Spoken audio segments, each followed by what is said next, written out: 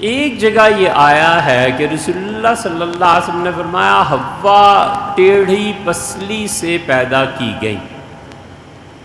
یہ اصول یاد رکھنا چاہیے کہ رسول اللہ صلی اللہ علیہ وسلم جو کچھ فرماتے ہیں یہ ضروری نہیں ہے کہ اس کا ڈکشنری کی مدد سے ترجمہ کر کے ہم اصل تک پہنچ جائیں، بلکہ کوئی بات آپ محاورے میں کہتے ہیں۔ ہمارے یہاں بھی محاورے استعمال ہوتے ہیں کہ 1000 بار سمجھایا ہے، حالانکہ 10 مرتبہ بے شک سمجھایا ہو۔ بالکل اسی طرح عربوں میں محاورے عربوں کے تھے، فلاں کام جب تک میں نہیں کروں گا جب تک کہ جہاز شپ بحری جہاز اس کو باندھنے کے لیے جو موٹا رسہ ہوتا ہے وہ سوئی کے ناکے سے نہ گزر جائے۔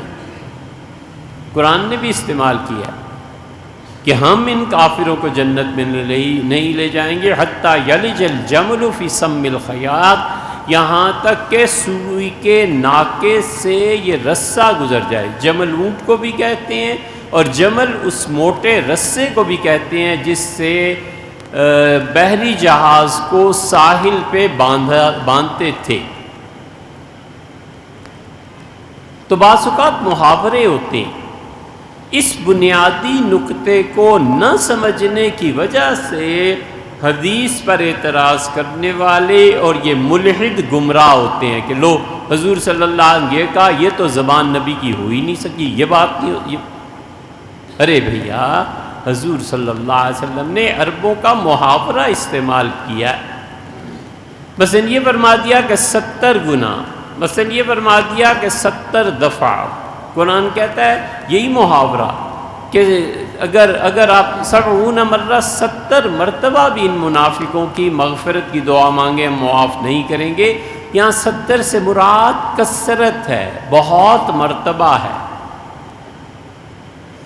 ایگزیکٹ 70 کا فگر یہ مراد نہیں ہے۔ اسی طرح حضور صلی اللہ علیہ وسلم متعدد مواقع پہ عربوں کے محاورے استعمال فرماتے ہیں۔ اب یہاں پہ پھر یہ 2 رائے ہو گئی۔ ایک رائے تو یہ ہو گئی کہ ٹیڑھی پسلی سے حوا پیدا کی گئی، آدم علیہ السلام کی جو آخری پسلی تھی وہ ٹیڑھی تھی اور اس سے پیدا ہوئی۔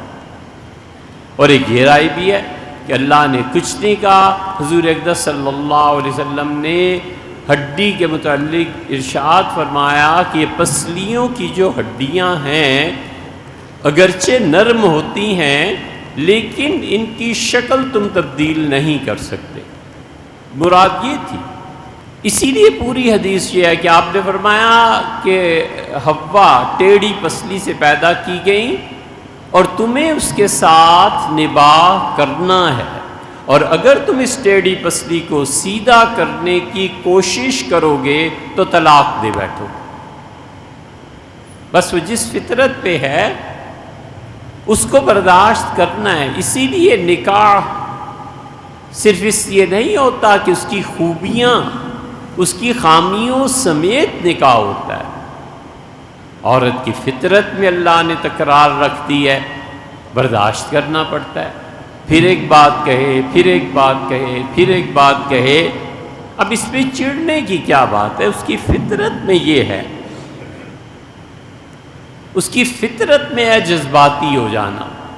بہت کم عورتیں ایسی ہوتی ہیں جن میں مردوں جیسی صفات پائی جاتی ہیں اور کم مرد ہوتے ہیں جن میں عورتوں کی صفات پائی جاتی ہیں۔